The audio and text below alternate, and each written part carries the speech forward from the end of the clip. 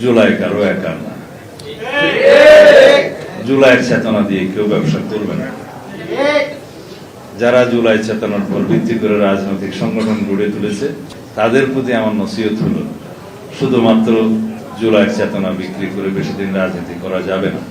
সব সময় স্রোতের বিপরীতে, জনগণের চাহিদার বিপরীতে বক্তব্য দিয়ে দেশের মানুষকে আর বিভ্রান্ত করা যাবে না। নিজেদের রাজনৈতিক হীন স্বার্থের জন্য আপনারা 47কেও ব্যবহার করেন, 71কে অস্বীকার করেন, 24কে আবার ব্যবহার করবেন, তা হবে না। কিন্তু আমাদের কিছু ভদ্রলোক, সে তো শুভ্র ঘেঁষের অনেক বুদ্ধিজীবী, বিদেশ থেকে এসে তাদের সেই আইডিয়া মতো এখানে আইন করতে চাইলেন, সেটা আমাদের ভূমির উপযুক্ত কিনা সেটা কেউ চিন্তা করলেন না। আমরা এগুলো সমালোচনা করেছি। সেই জন্য আমরা যেহেতু জনগণ নির্বাচিত সরকার, জনগণের কাছে দায়বদ্ধ, জনগণের সাথে কথা বলে এবং স্টেক হোল্ডারদের সাথে কথা বলে আমরা এই দেশের উপযোগী এবং এই দেশে প্রয়োগযোগ্য, এই দেশের সাথে জাস্ট হয় সেরকম আমরা আইনগুলো প্রণয়ন করব। আমরা সমাজের মধ্যে যে এই সমস্ত আইন কানুনগুলো সংশোধন করা দরকার রাষ্ট্র পরিচালনা করার জন্য, সেগুলো আমরা ফাইন্ড আউট করে এই জুলাইয়ের জনপ্রত্যাশা অনুযায়ী, ছাত্র গণ অভ্যুত্থানের আকাঙ্ক্ষা অনুযায়ী এবং তার প্রেক্ষিতে আমাদের প্রদত্ত অঙ্গীকার অনুযায়ী, জুলাই জাতীয় সনদে যে সমস্ত অঙ্গীকারে আমরা সই করেছি সেই অনুযায়ী আমরা সেগুলো প্রণয়ন করে বাস্তবায়ন করব। একটা উন্মুক্ত গণতন্ত্রের জন্যই তো, সেই গণতন্ত্র এই দেশের চায়নি এমন কোন জনগণ আছে? হ্যাঁ, যারা দিল্লিওয়ালা তারা আছে। আমি যেদিন দেখলাম আবু সাইদ শহীদ হয়েছে, সেদিন কনফার্ম হয়েছে এই জনগণের মুক্তি হবে, এই দেশের মুক্তি হবে। যেখানে যে দেশের মানুষ রক্ত দিতে পারে মুক্তির জন্য, সেই জনগণকে কেউ রুখে দাঁড়াতে পারবে না।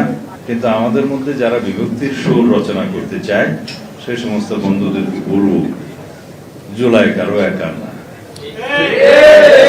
জুলাইয়ের চেতনা দিয়ে কেউ ব্যবসা করবে না। যারা জুলাই চেতনার উপর ভিত্তি করে রাজনৈতিক সংগঠন গড়ে তুলেছে তাদের প্রতি আমার নসিহত হলো, শুধুমাত্র জুলাইয়ের চেতনা বিক্রি করে বেশি দিন রাজনীতি করা যাবে না। বিরোধীদলীয় নেতা এবং অন্যান্য নেতা যারা তাদের কর্মসূচি হিসাবে এই জুলাই আগস্ট মাসে বিভিন্ন কর্মসূচি প্রণয়ন করে বক্তব্য দিচ্ছে, তার মধ্যে কিছু কিছু বক্তব্য আমাদের জবাব দেওয়া প্রয়োজন। যেমন এই সরকারকে ব্যর্থ করে দেয়া হবে বিভিন্ন প্রসঙ্গে যারা বলছে, কেন বলছে? গণরায় যদি বাস্তবায়িত না হয় তাহলে এই সরকারকে বিদায় করা হবে, এই সরকার চাতুরি করছে, জনগণের সাথে চালাকি করছে, বিভিন্ন রকমের বক্তব্য দিচ্ছে। আমি তার প্রেক্ষিতে কিছু কথা বলতে চাই। এই সাংবিধানিক সংশোধনী ছাড়া অন্য কোনো প্রক্রিয়ায় কি রাষ্ট্র কাঠামো সংস্কার করা সম্ভব? জবাব হচ্ছে না। সংবিধান সংশোধনী কমিটিতে তো বিরোধী দল আসতে চায়নি, তারা ওয়াক আউট করেছিল। আমরা বলেছিলাম আপনাদের যা যা বক্তব্য আছে, যা যা সংশোধনী আপনাদের মতামত আছে এখানে এসে দিবেন, আমরা সমঝোতার ভিত্তিতে রাষ্ট্রের জন্য যেটা কল্যাণকর সেটা আমরা গ্রহণ করব এবং আলাপ আলোচনার মাধ্যমে সমঝোতার ভিত্তিতে যদি একটা সংশোধনী গ্রহণ করা যায়, সেটা দিয়ে আমরা বহু বছর এই রাষ্ট্রকে এগিয়ে নিয়ে যেতে পারবো। তারপরে হয়তো আবার সংশোধনের প্রয়োজন হবে, কারণ পৃথিবীর ইতিহাসে সর্বকালহর কোনো নীতি প্রণয়ন করা একটি মাত্র পার্লামেন্টের কাজ নয়। পার্লামেন্ট আরো হবে, সামনের দিনে আরো পার্লামেন্ট হবে, 5 বছর পরে আবার পার্লামেন্ট হবে। সেই সমস্ত পার্লামেন্টের ভবিষ্যৎ কার্যপ্রণালী বা চাহিদা এখনই নির্ধারণ করে দেয়া যায় না। ফিউচার পার্লামেন্টারিয়ানদের রাইট কখনো অতীতের কোনো পার্লামেন্ট নির্ধারণ করে দিতে পারে না, যেটা ফ্যাসিবাদী শেখ হাসিনার সময়ে সংবিধানের 7 ক এবং খ দ্বারা যুক্ত করে তিনি বলেছিলেন যে সংবিধানের প্রায় 1/3 পরিবর্তনীয় থাকবে, সেটা অসাংবিধানিক এবং সেটা হাইকোর্ট অসাংবিধানিক ডিক্লেয়ার করেছে। ইতিমধ্যে আরো অনেক ধারা তারা করেছে, যেমন গণভোটের বিধান বাতিল করেছিল। তা এখন আমি কয়দিন আগে দেখলাম একজন বিরোধী দলীয় নেতা, উনি আইনজীবীও, নাম নেব না, তিনি বলেছেন আদালতের রায়ের মাধ্যমে গণভোট ফিরে এসছে। কিন্তু এই গণভোট হচ্ছে সেই গণভোট যেটা ফিরে এসছে, সেটা হাইকোর্টের রায়ের মধ্যে ছিল, অ্যাপিলেট ডিভিশনে সেটা আবার কনফার্ম করেছে। সেটা হচ্ছে আর্টিকেল 142 গণভোট। সেটা কি? সেটা হচ্ছে যখন সংবিধান সংশোধন হবে সেই সংশোধনীতে যদি প্রস্তাবনা আর্টিকেল 8, 48, 56 এবং 142 এগুলোতে কোনো পরিবর্তন আসবে, তখন রাষ্ট্রপতিকে একটা গণভোট আহ্বান করতে হবে, যেহেতু সেটা অনেকটা মৌলিক পরিবর্তনের মতো, যে ধারাগুলো পরিবর্তন হলে জনগণের কাছে আবার যেতে হবে। সেটা সেই গণভোট। আমরা যদি ভবিষ্যতে সাংবিধানিক সংশোধনী নেই, সেইখানে এই আর্টিকেলগুলো যদি আসে পরিবর্তন, তখন আমাদেরকে 142 অনুসারে আরেকটা রেফারেন্ডাম করতে হবে, গণভোট করতে হবে। সেটা হচ্ছে সেই গণভোট। তারা এখন যে গণভোটের কথা বলছে সেটা গত গণভোট, কিছুদিন আগে যে গণভোটটা পার্লামেন্ট নির্বাচনের সাথে একসাথে হয়েছে, সেই গণভোট। সেই গণভোট তো সাংবিধানিক গণভোট নয়। সেই গণভোট হয়েছে একটা আদেশের ভিত্তিতে। সেই আদেশটা বৈধ নয়। সেই আদেশটা করেছে রাষ্ট্রপতি, যার কোনো ইখতিয়ার ছিল না। সেই আদেশটা হয়েছে কোনো রাজনৈতিক সমঝোতা ছাড়া, যেটার বিষয়ে কোনো আলাপ আলোচনা হয়নি ঐকমত্য কমিশনে। হঠাৎ করে জুলাই জাতীয় সনদ বাস্তবায়নের জন্য যখন আইনি ভিত্তির দাবি উঠল, তখন আমি প্রস্তাব করেছিলাম ঐকমত্য কমিশনে, ঠিক আছে আমরা জনগণের কাছে যাই, আমরা যে জুলাই জাতীয় সনদ তখন স্বাক্ষর হয়নি, যদি স্বাক্ষর করি, সেই স্বাক্ষরিত জুলাই জাতীয় সনদের পক্ষে সার্বভৌম জনগণ আছে কি নাই, সেই প্রশ্নে আমরা একটা গণভোট দেই এবং সেটা আইনি বৈধতা পাবে। যদিও সেটা তখন আইন নয়, আইনি বৈধতা পাবে গণভোটের পরে, সেটা ভিত্তি রচনা হবে। তা আমরা সেই গণভোটের কথা বলছি। কিন্তু সেই গণভোটটা দেওয়ার জন্য একটা অধ্যাদেশ জারি করতে হলো, গণভোট অধ্যাদেশ।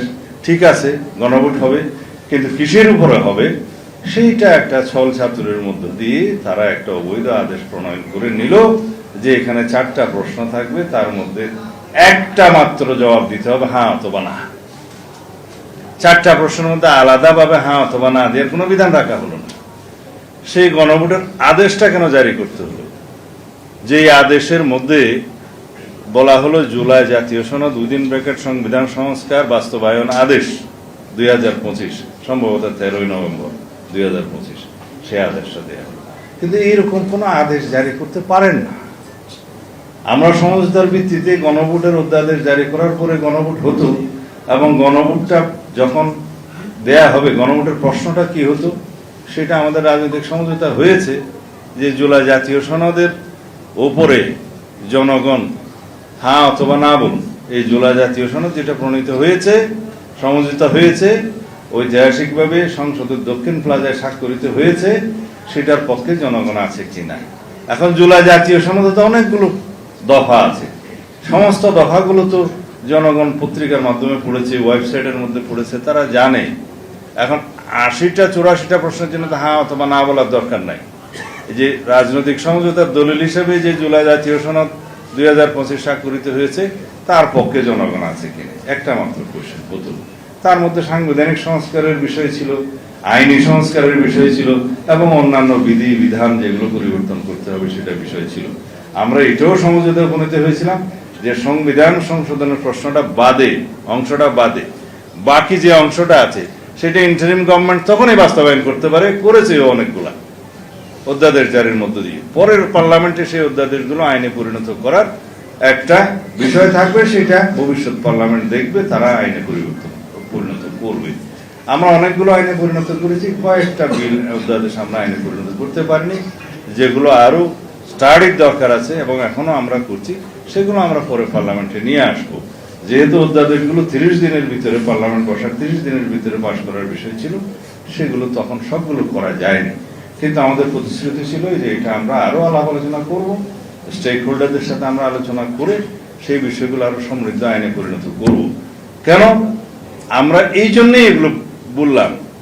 কিছু কিছু অধ্যাদেশ দেখেছি যে কিছু কিছু ব্যক্তির শুধু কর্মসংস্থানের জন্য কমিশন করা হয়েছে, যে তাদেরকে এখানে বসানো হবে, সেজন্য একটা কমিশন করা হলো। আমি অধ্যাদেশগুলোর নাম নিচ্ছি না। পরে দেখা গেল শুধুমাত্র কমিশন, কোনো কর্ম নাই। আমি গুম হয়ে গেলাম, আমাকে গুম করা হলো, আমার পরিবার কার কাছে যাবে মামলা করতে, প্রতিকার করতে? সেগুলো স্পেসিফিক কোনো বলা নাই। এখন আইসিটি কোর্টে গুমের বিরুদ্ধে মামলা করা যায়, যারা ভিকটিম তারা তো প্রতিকারের জন্য কোর্টে যেতে হবে। আমি কমিশনে গেলাম, শুনানি দিলাম, তদন্ত হলো, সবকিছু হলো, কমিশন আমার পক্ষে মামলা করবে, কোথায় করবে, মানবাধিকার কমিশন করবে কিনা, কোর্টে করবে কিনা, 1-1.5 বছর বিলম্বিত হলে তাহলে ইনজাস্টিস হয়ে যাবে। গুমের বিভিন্ন রকমের ডেফিনিশন বিভিন্ন ভাবে করতে হবে। যেমন একটা হচ্ছে সিস্টেমেটিক ভাবে রাষ্ট্রীয় যন্ত্রের মাধ্যমে যাদেরকে গুম করা হলো সেটার বিচার হচ্ছে আইসিটি কোর্টে, সেই আইনটি সেইভাবে সংশোধন করা হয়েছে। কিন্তু কারো গুমের শিকার হয়েছে, ফেরত এসছে, পেয়েছে, কেউ গুমের হুমকি পেয়েছে, কাউকে গুম করে তাকে অপদস্থ করা হলো, বিভিন্ন রকমের সাজা বিভিন্ন ডেফিনিশন অনুসারে করতে হবে। আইনের ধারা তো একটাতে হয় না, কেউ মার্ডার হলে 302 হয়, অ্যাটেম্পট টু মার্ডার হলে 307 হয়, বা ক্যাপেবল হোমিসাইড হলে অন্য সেকশন হয়, বিভিন্ন ধারার সেকশন হয়, সব তো মার্ডার হয় না। তো সুতরাং গুমের ক্ষেত্রেও বিভিন্ন স্তরের ডেফিনিশন থাকতে হবে, তার প্রতিকারের ব্যবস্থা করতে হবে। সেই জন্য আমরা এখন আলাপ আলোচনা করে সামনের সেশনে একটা আইন আনার চেষ্টা করছি।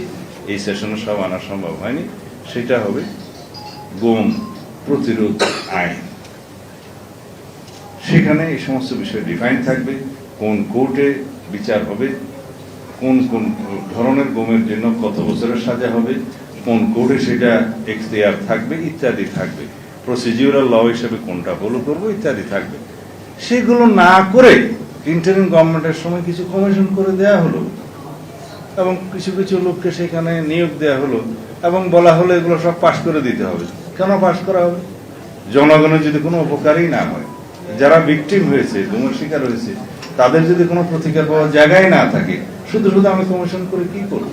এই বক্তব্যগুলো আমাদের ছিল, সমালোচনা অনেক হয়েছে, বলেছে দুর্নীতি দমন কমিশন এবং মানবাধিকার কমিশন এই আইনগুলো যথাযথভাবে যোগ্যোপযোগী করা হবে। হ্যাঁ, করা হবে, সেজন্য তো সময় প্রয়োজন এবং সমস্ত স্টেক হোল্ডারদের সাথে সেটা আলোচনা করতে হবে।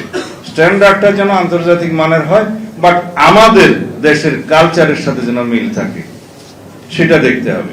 মানবাধিকার কমিশনে এমন কোনো বিধান আমরা সংযুক্ত করতে পারবো না যে মানবাধিকার কমিশনের সেই সমস্ত বিধান কার্যকর করতে গেলে আমার দেশের ইন্টিগ্রিটি থাকবে না, আমাদের জাতীয় সংহতি থাকবে না।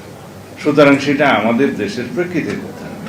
এমন কোনো বিধান আমরা ওখানে করতে পারবো না যাতে LGBTQ আমাদের সমাজ গ্রহণ করে না। সুতরাং সেটার প্রেক্ষিতে যদি মানবাধিকার কমিশনের ইন্টারন্যাশনাল স্ট্যান্ডার্ড অনুসারে আমরা আইন করতে যাই, তাহলে আমাদের সমাজে বিরূপ প্রতিক্রিয়া হবে। আমাদের ধর্মীয় কালচার, আমাদের সামাজিক কালচার কি বলে তাকেও আমাদের মনোযোগ দিতে হবে। সব কিছু অ্যাডজাস্ট করে আইনটা এমনভাবে করতে হয়, কমিশন এমনভাবে করতে হয়, সেই জন্য আমাদের এই ভূমিতে যেন সেটা আমরা প্রয়োগ করতে পারি।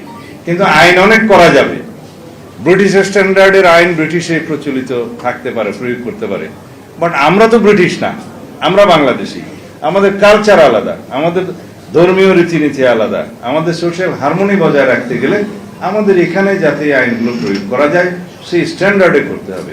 কিন্তু আমাদের কিছু ভদ্রলোক, সে তো শুভ্র ঘেঁষের অনেক বুদ্ধিজীবী, বিদেশ থেকে এসে তাদের সেই আইডিয়া মতো এখানে আইন করতে চাইলেন, সেটা আমাদের ভূমির উপযুক্ত কিনা সেটা কেউ চিন্তা করলেন না। আমরা এগুলো সমালোচনা করেছি। সেই জন্য আমরা যেহেতু জনগণ নির্বাচিত সরকার, জনগণের কাছে দায়বদ্ধ, জনগণের সাথে কথা বলে এবং স্টেক হোল্ডারদের সাথে কথা বলে আমরা এই দেশের উপযোগী এবং এই দেশে প্রয়োগযোগ্য, এই দেশের সাথে জাস্ট হয় সেরকম আমরা আইনগুলো প্রণয়ন করব। সেই একই কথা ঘুরে ফিরে তার জন্য একটা সাংবিধানিক ভিত্তি চাই। সেই ভিত্তিটা রচনা করার জন্য, সাংবিধানিক সংশোধনের জন্য একটা কমিটি, সংসদীয় কমিটি করে দেওয়া হয়েছে। যেভাবে হোক আমাকে উপযুক্ত মনে করেছে, আমি এটা সভাপতি করা হয়েছে আমাকে। কিন্তু আমরা আলাপ করবো আপনাদের সাথে, প্রেস ক্লাবের সাথে, বুদ্ধিজীবীদের সাথে, সাংবাদিকদের সাথে, শিক্ষক সমাজের সাথে, এডিটরদের সাথে, জুডিশিয়ারির সাথে, সুপ্রিম কোর্ট বার অ্যাসোসিয়েশনের সাথে, সংবিধান বিশেষজ্ঞদের সাথে এবং সামাজিকভাবে আমরা সেমিনার সিম্পোজিয়াম করে আমরা সেই অ্যাডভাইসগুলো গ্রহণ করব। তারপরে আমরা সেই সাংবিধানিক সংশোধনের জন্য একটা সুপারিশ প্রণয়ন করব। তারপরে আসলো এত গেল সংবিধানের বিষয়, বাকিগুলোর কি হবে? আমরা সমাজের মধ্যে যে এই সমস্ত আইন কানুনগুলো সংশোধন করা দরকার রাষ্ট্র পরিচালনা করার জন্য, সেগুলো আমরা ফাইন্ড আউট করে এই জুলাইয়ের জনপ্রত্যাশা অনুযায়ী, ছাত্র গণ অভ্যুত্থানের আকাঙ্ক্ষা অনুযায়ী এবং তার প্রেক্ষিতে আমাদের প্রদত্ত অঙ্গীকার অনুযায়ী, জুলাই জাতীয় সনদে যে সমস্ত অঙ্গীকারে আমরা সই করেছি সেই অনুযায়ী আমরা সেগুলো প্রণয়ন করে বাস্তবায়ন করব। 80 সালে জুলাই গণ অভ্যুত্থানে নুরুরা অনেক কথা বলছে, রাশেদরা অনেক কথা বলছে, ছাত্রনেতারা অনেক কথা বলছে। পর্দার অন্তরালে অনেকেই থাকে যারা আন্দোলনে, যারা গণ অভ্যুত্থানে ভূমিকা রেখেছিল। তাদের মধ্যে কিছু অংশ আমারও ছিল, কিন্তু আমি কখনো দাবি করিনি, প্রয়োজন হয়নি। আমি এক জায়গায় শুধু বলেছি, যদি আমরা নির্বাসনে না থাকতাম তাহলে হয়তো এটাকে সংগঠিতভাবে সুচারুভাবে পরিচালনা করে একটা সফল পরিণতির দিকে আনা দুষ্কর হয়ে যেত। এটা হচ্ছে আসলে সত্য কথা, বাস্তবতা। এখানে যারা নেতৃবৃন্দ ছিল তারা তো বাড়িতেই থাকতে পারে না, অফিসেও যেতে পারে না, কারাগারেও ঠিক মতো শুতে পারে না। তাহলে কি হতো? হ্যাঁ, ইতিহাস অনেক সময় আগের থেকে অনেক কিছু বলে দেয় না। কেউ এক সময় নির্বাসনে ছিল, এখানে মুক্তিযুদ্ধ করেছে কারা? যারা মাঠে ছিল। সম্মুখ যুদ্ধ করেছে কারা? তারা, যারা মাঠে ছিল। নীতি প্রণয়ন করেছে কারা?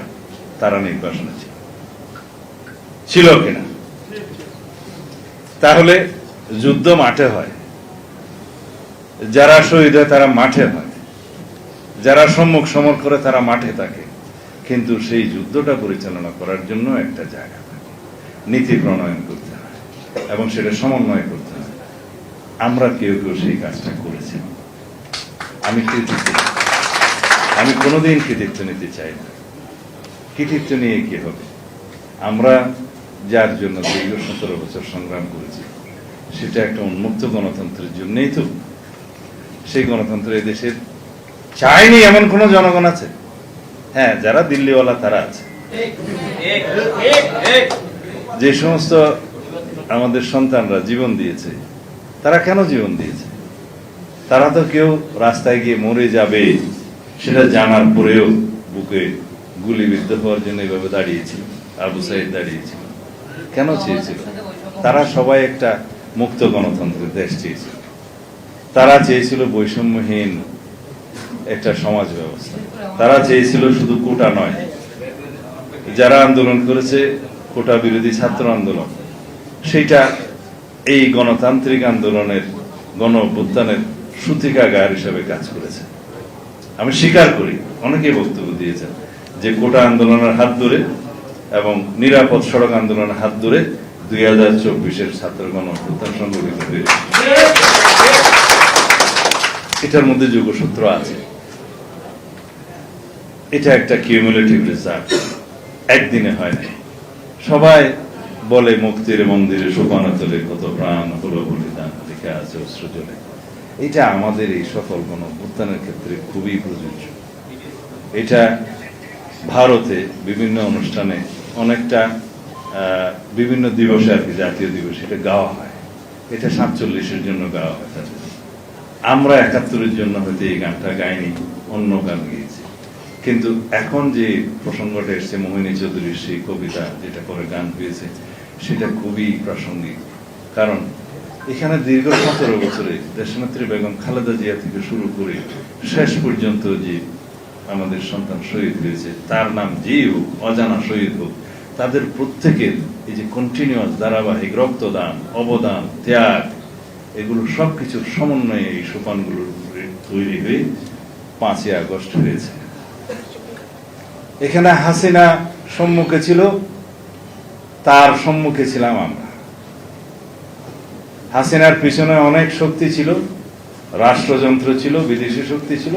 আমাদের সামনে ছিল আমাদের সাথে শুধু জনগণ, নিরস্ত্র, এবং আমাদের নিরহ নিরস্ত্র জনগণ এবং ছাত্র সমাজ, যারা খালি হাতে লড়াই করে এই সশস্ত্র দানবের বিরুদ্ধে বিজয় অর্জন করেছে। তাদের উচ্চারণ ছিল বুকের ভিতর কি যেন অনেক।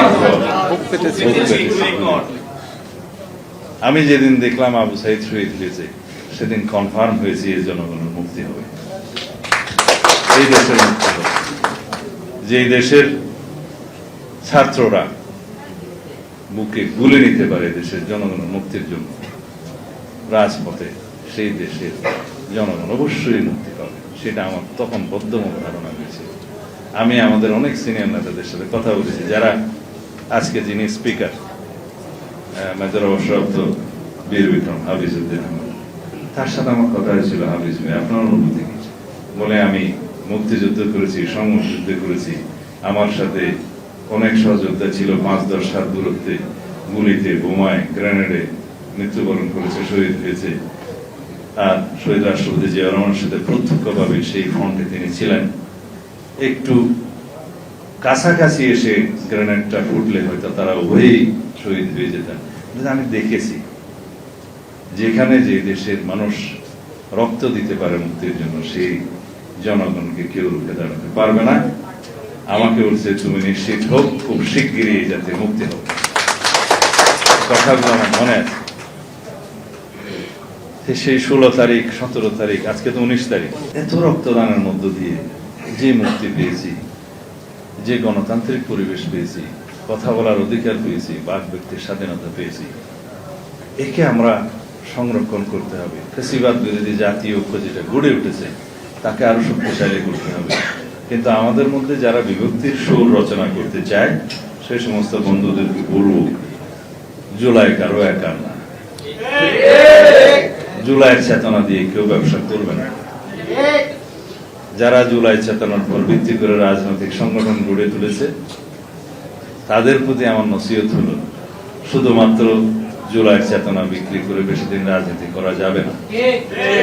যারা শুধু এমপি মন্ত্রী হওয়ার জন্য, উপদেষ্টা হওয়ার জন্য জুলাইকে ব্যবহার করেছেন, তাদের এখনো সময় আছে যে নতুন বন্দোবস্তের, নতুন রাজনীতির নতুন ধারা প্রণয়ন করার যে অঙ্গীকার তারা করেছে, আমার বন্ধুরা করেছে, তারা যেন নতুন বন্দোবস্তের নতুন ধারাটা মানুষের সামনে প্রকাশ করে, কিন্তু পুরাতন বন্দোবস্তের আদলে নয়। তারা নতুন বন্দোবস্তের রাজনীতি কথা বলে পুরাতন বন্দোবস্তের মতো আওয়ামী বন্ধুদের যোদ্ধাদের সাথে দেখা করতে যাবে, সেটা সঠিক নয়। সুতরাং জনগণের সামনে তাদেরকে উন্মুক্ত হতে হবে যে নতুন বন্দোবস্তের রাজনীতি কোনটা। দায় ও দরদের রাজনীতির যে ভাষাটা, আমার কিছু কিছু বৃদ্ধ বুদ্ধিজীবীর ভাষা, তারা আমারও বন্ধু, পুরাতন বন্ধু বিশ্ববিদ্যালয়ের, শব্দগুলো উচ্চারণ করে যে নতুন বন্দোবস্তের রাজনীতি, দায় ও দরদের রাজনীতি, এত বাক্য বিশারদ হওয়া ভালো না। কারণ এই শব্দগুলো অনেক বেশি ওজন বহন করে। এগুলো আমরা ব্যাখ্যা দাবি করি যে আপনাদের নতুন বন্দোবস্ত কি বলুন দয়া করে, দরদ এবং দায়ের রাজনীতি কি সেটাও বলুন। শুধু বক্তৃতা দিলে হবে না। যদি আপনাদের এই নতুন বন্দোবস্তের রাজনীতি জনগণ গ্রহণ করে, আপনাদের পক্ষে জনগণ থাকবে। কিন্তু শুধু একটা দল গঠন করে জুলাই চেতনার ভিত্তিতে এবং এই চেতনাতে ব্যবহার করে যারা 47-এর চেতনার কথা বলে তাদের কাছে গেলে তো অসুবিধা। এখন আমি বলেছিলাম একদিন সংসদে যে আপনারা তো 47-এও পাকিস্তানের পক্ষে ছিলেন না, এখন 71-এর প্রসঙ্গ যখনই আসে বলে 47, আমরা 47-এ যাই। তো 47-এ তো ছিলেন না আপনারা, 71-এ তো ছিলেনই না। এখন দয়া করে 24-এ থাকেন, তাহলে জনগণ উপকৃত হবে। সব সময় স্রোতের বিপরীতে, জনগণের চাহিদার বিপরীতে বক্তব্য দিয়ে দেশের মানুষকে আর বিভ্রান্ত করা যাবে না। নিজেদের রাজনৈতিক হীন স্বার্থের জন্য আপনারা 47-কেও ব্যবহার করেন, 71-কে অস্বীকার করেন, 24-কে আবার ব্যবহার করবেন, তা হবে না। আমাদের সামনে রাজনীতি পরিষ্কার। আমরা আর কখনো ফেসিবাদের উৎপত্তি চাই না, পরিষ্কার কিনা? আমরা আর কখনো রাজপথে গণতন্ত্রের জন্য রক্ত দিতে চাই না। সেই পরিবেশ আমাদের নিশ্চিত করতে হবে। তাহলে ফেসিবাদ বিরোধী জাতীয় ঐক্যটাকে আমরা ধরে রাখতে হবে। আমাদের মধ্যে দ্বিমত থাকবে, বহুমত থাকবে, সেটা সংসদে থাকবে, সংসদের বাইরে থাকবে, কিন্তু জাতীয় এই প্রশ্নগুলোতে আমাদেরকে ঐক্যবদ্ধ থাকতে হবে। যদি আমরা না থাকি, কেবলই স্বৈরাচারের ফেরার পথটা প্রসারিত হবে। সেটাকে আমরা কেউ চাই? যদি না চাই যে স্বৈরাচারের পুনরুত্থান, স্বৈরাচারের পুনরুৎপাদন বা ফেসিবাদের উৎপত্তি বা উৎপাদ, কোনো কিছুই যদি আমরা না চাই, তাহলে আমরা এই সংসদীয় রাজনীতিটাকে শক্তিশালী করি এবং গণতান্ত্রিক রাজনীতিটাকে শক্তিশালী করি, জাতীয় ঐক্যটাকে আমরা আরো শক্তিশালী করি এবং নিজেদের হীন রাজনৈতিক উদ্দেশ্য চরিতার্থ করার জন্য আমরা জাতির মধ্যে বিভক্তিমূলক কোনো বক্তব্য যাতে না দেই, যার ফল কেবল ফেসিবাদই পাবে, আর কেউ পাবে না। ধন্যবাদ আপনাদের।